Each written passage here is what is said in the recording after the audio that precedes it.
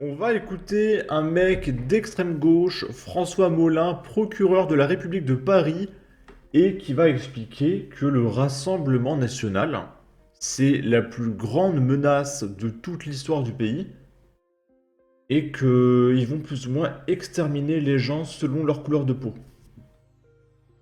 Et on va le débunk juste après. Hop.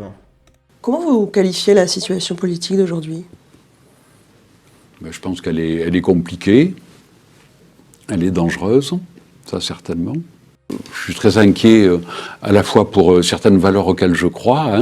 Ces valeurs, c'est des valeurs de solidarité, c'est des valeurs de partage, c'est des valeurs de dialogue, c'est des valeurs de justice, de paix, de respect de la dignité des gens. Et je pense que Le mec te parle de justice. Un gauchiste qui te parle de justice. Les gauchistes qui veulent supprimer les prisons, libérer tout le monde, etc. Mais c'est des malades, hein. le respect et la dignité, ça ne se module pas suivant la nationalité, suivant qu'on est français ou pas, ou suivant la couleur de la peau. Je suis aussi inquiet par rapport à l'état de droit, parce que je vois aussi une petite musique qui est en train de monter, où on remet de plus en plus en cause des choses qui sont inhérentes à l'état de droit. L'état de droit, c'est quand même une situation dans laquelle on pose des limites à l'action de l'État. C'est la hiérarchie des normes, c'est le respect des conventions internationales, et aujourd'hui on est dans un système qui est fondé essentiellement sur un système de valeurs basé sur les droits le respect des droits et des libertés fondamentales. Et moi, je suis inquiet quand j'entends des politiques, parfois même des ministres, venir parler de coup d'état de droit, ou venir dire que on se garde le droit de ne pas respecter la Convention européenne des droits de l'homme ou de ne pas respecter certaines décisions de justice. Donc j'avoue que C'est la gauche qui fait ça. Qui appelle à la grève générale si le RN gagne, à la démocratie, etc. ce genre de discours me fait un peu froid dans le dos, et que, effectivement, par rapport à ça, par rapport à l'ensemble de ces valeurs, moi, à titre personnel, je trouve que la plus grande menace qu'on ait aujourd'hui dans notre pays, effectivement, c'est la menace de l'extrême droite. Ok. Et du coup, on va aller vérifier qui classe les gens selon leur couleur de peau.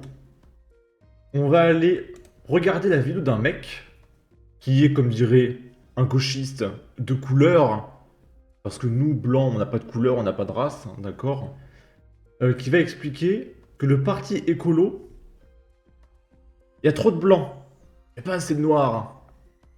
Ça, c'est des paroles de gauche, tu vois. On va l'écouter, et il va dire que quand il y a trop de blancs, c'est plus ou moins un meeting d'extrême droite. Combien de fois vais-je arriver dans un meeting comme celui-là et me retrouver l'un des seuls noirs de la salle, ou alors avec quelques-uns qui vous font de la musique, quelques-uns qui vous servent des bières? Et combien de fois vous savez cela et ça ne change pas? Comment faire pour que la pratique écologiste ne ressemble pas à un meeting de l'extrême droite?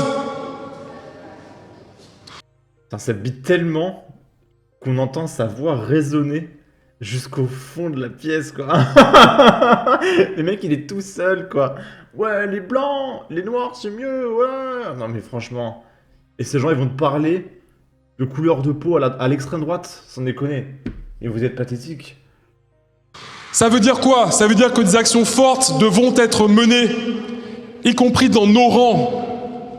Des actions décoloniales, de lutte contre les violences policières, de quotas dans les recherches, dans l'accès à l'université, de l'abrogation de la loi Cazeneuve qui est un blanc-seing pour tuer nos proches. Et ça comprend aussi plusieurs institutions. Je répète, je viens ici en ami. Mais c'est vrai, en plus, regardez, là, on voit la foule. Il y a 15 personnes. D'accord, assis autour du canapé. À l'étage, il y a une femme, c'est tout. Mais vraiment, enfin, plus personne ne supporte ces discours à base de ouais, telle couleur de peau, c'est mieux que les autres blancs, là, on peut plus des blancs, mais c'est insupportable. Je viens ici en ami. J'admire le travail qui est fait par l'ensemble, par Reporters, par l'ensemble des groupes écologistes. Mais en tant qu'amis, on peut discuter. Et quel que soit le résultat du 30 juin et du 7 juillet, les choses vont devoir changer. Et il faudra lutter pour qu'elles changent. Et ça passe d'abord par notre organisation. Et franchement, on peut faire mieux. Merci. Eh, attendez, ils ont applaudi à la fin. Ouais, cette couleur de peau, elle est mieux, ouais. Et le mec parle, attendez. C'est des blancs en plus, hein, qui est autour du canapé. Non mais vraiment, mais ça n'a aucun sens. Ça n'a aucun sens. Ces gens n'ont que la couleur de peau en tête, ce n'est pas possible. On ne le répétera jamais assez, les racialistes sont les nouveaux racistes. Ils sont un peu toujours obsessionnels de la race et de la couleur de peau. Ces gauchistes pseudo-antiracistes, tu veux faire de l'écologie uniquement au milieu de personnes noires? Essaye un pays d'Afrique subsaharienne peut-être. C'est pas plutôt que les racisés ne sont pas assez écologistes. Il faut compter les couleurs de peau à l'entrée et exclure ceux qui dépassent leur quota. Le racisme pour combattre le racisme. La gauche n'est pas à une aberration près. Ici, c'est Arié Halimi, avocat du raciste Taha Bouaf et de Jean-Luc Mélenchon, qui dit « Beaucoup de juifs, d'arabes et de musulmans, et de noirs, se feront assassiner, clairement, après l'élection du RN. » Ils sont fous. Ils sont fous. Je crois qu'il y a un petit screenshot là. Mais vraiment, c'est des malades. C'est des malades. Je sais pas dans quel monde ils vivent. Vous avez déjà vu un mec d'extrême droite tuer quelqu'un, mais ça n'existe pas. Et si ça existe, c'est peut-être un mec par an. Hein. Sur ma chaîne, j'ai peut-être 2000 vidéos de mecs qui se font planter. Et le mec, mais vraiment, mais j'en peux plus. On va passer à autre chose. Là, c'est un débile qui se plante à un magasin en moto. Non, mais je peux vous demander de sortir. Allez. Non, mais n'importe quoi. Voilà, non mais...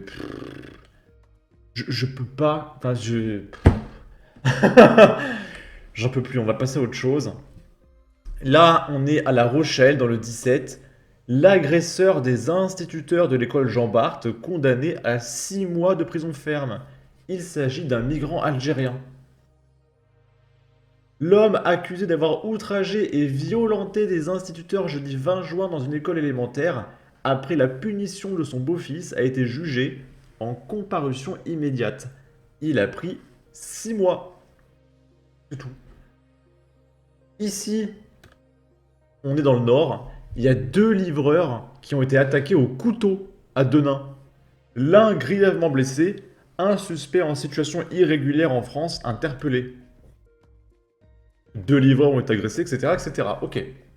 Cette violente agression s'est déroulée en début de soirée et l'agresseur a utilisé un long couteau de boucher pour poignarder les 2 livreurs dans le but de leur dérober leur téléphone et leur scooter, précise le quotidien régional. L'un a été blessé au cou et son pronostic vital était engagé au moment de son évacuation à l'hôpital. Il est désormais hors de danger. Le second doit être opéré à l'hôpital SOS Main à l'Esquin. Les policiers ont exploité les images de vidéoprotection pour obtenir la description et la direction de fuite de l'agresseur. Ce dernier a été interpellé par les policiers de la brigade anticriminalité dans une maison abandonnée non loin du lieu des faits. Son identité reste à déterminer. Une enquête a été ouverte et confiée au commissariat de Denain. Ok. Encore et encore, ça continue, mais ça ne peut pas durer ainsi. Et ça continue. Alors Attal, quand l'insécurité sera réglée, il faudrait commencer par gérer l'immigration.